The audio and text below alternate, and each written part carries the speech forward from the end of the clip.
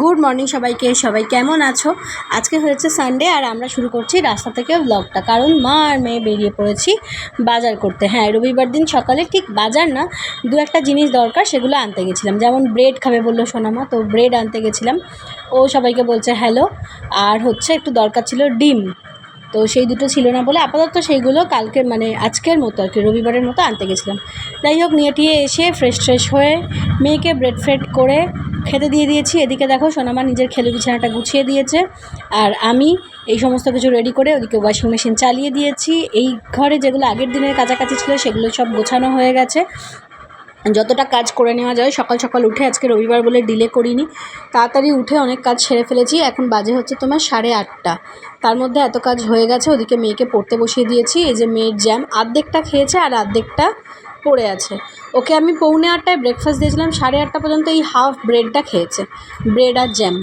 ঠিক আছে, jam bread খাবে বলে সঙ্গে সঙ্গে গিয়ে নিয়ে এলাম। মাথাটা গরম হয়ে গেছে, এত মাথা গরম হয়ে গেছে আজ যা তোকে খেতেই হবে না বলে খাবারটা নিয়ে আমি বেরিয়ে চলে এসেছি ওই ঘর থেকে। বলছি যাও পড়তে বসে যাও।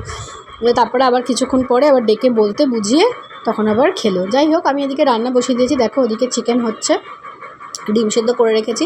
আমার না মাঝে মাঝে মাংসর ঝোলের মধ্যে ডিম সেদ্ধ দিয়ে খেতে খুব ভালো লাগে, সেটা চিকেন হোক বা মাটন। ম্যাক্সিমাম টাইমে চিকেনেই দিই, এটা কার কার ভালো লাগে জানি না, আমার মাঝে মাঝে ভালো লাগে, সবসময় না হলে আমি মাঝে মাঝে এটা করি। তো ও এখন একটা ডিম সেদ্ধ খাচ্ছে, এতক্ষণ বলার পরে ব্রেডটা খেয়েছে নিজে নিজে। আর নাহলে আমি বলেছিলাম ওকে সারাদিনে আমি আজকে আর কিছুই খেতে দেবো না। তো যাই হোক, ব্রেকফাস্টটা করেছে, ডিম সেদ্ধটা খাচ্ছে, আমি একটা ডিম সেদ্ধ খেয়ে নিয়েছি। এদিকে আমার ড্রেসিং টেবিল যা গোছানোর ছিল সেগুলো গুছিয়েছি। ঘরের এদিক ওদিক মোছামুছি, ধুলো টুলো পড়েছিল, রাস্তার উপরে বাড়ি হলে যা হয়, সমস্ত মোছামুছি সব কাজ ডান। আমি শুধু বসেছিলাম একটু নেল কাটিং করবো, একটু রিমুভ করে পরিষ্কার করে স্নান করতে যাব।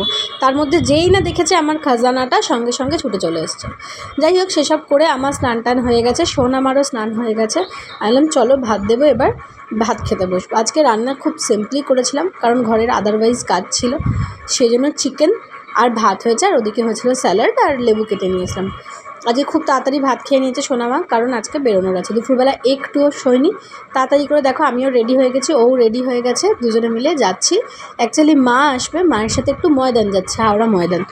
ওখানে কিছু মায়ের জিনিসপত্র দরকারি কেনাকাটা আছে, সেগুলোও কিনবো। আর তাছাড়া ওরও টুকটাক জিনিসপত্র কেনার আছে সোনামার, দু একটা জিনিস, সেগুলোও কিনতে গেছিলাম। দেখো বাজার কলকাতায় এসে আমার মেয়েকে যে কোনো শপিং মলে নিয়ে গেলে আর খুঁজে পাওয়া যায় না।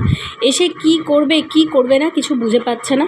সে মানে যাচ্ছে তাই অবস্থা আর কি, এই জামা দেখে ওই জামা দেখে এইসব করে। তারপরে ময়দানে আরও এদিক ওদিক ঘুরলো, মাও ছিল। দেখো আমার পুরো ঝোড়ো কাকের মতো অবস্থা। এইটা দিয়েছে ওকে বাজার কলকাতা থেকে, ওর জন্য শপিং করা হয়েছে। এই যে ড্রেস কেনা হয়েছে, আরও দু একটা জিনিস কেনা হয়েছে ওর। আর হচ্ছে এই যে বেলুনটা ওকে মা কিনে দিয়েছে। মেয়ের কিন্তু অ্যাজ সাচ আমার কোনো বায়না নেই, ওকে মা 3-4 বার জিজ্ঞেস করার পরেও বলেনি যে হ্যাঁ আমি বেলুনটা নেব, কিন্তু যাই হোক মা কিনে দিয়েছে, ভালোবেসে দিদুন তো। তারপরে এসে আমি আজকে একটা স্পেশাল স্ন্যাক্স বানিয়েছিলাম সন্ধ্যের জন্য। বলো তো কি? রাইস কুকারে।